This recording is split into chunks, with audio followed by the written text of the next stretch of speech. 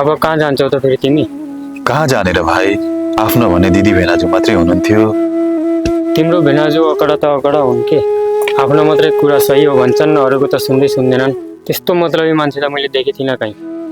मलाई भिनाजुले घरबाट निकालिदिनु भयो, मलाई त्यसको केही दुःख छैन। तर म नआउँदा मेरो दिदीको सहारा को भनिदिन्छ? मलाई मेरो दिदीको बहुत डर लाग्छ। मेरो दिदीले अब बहुत दुःख पाउनुहुन्छ। भात पस्किँदैछु, खाना आउनु।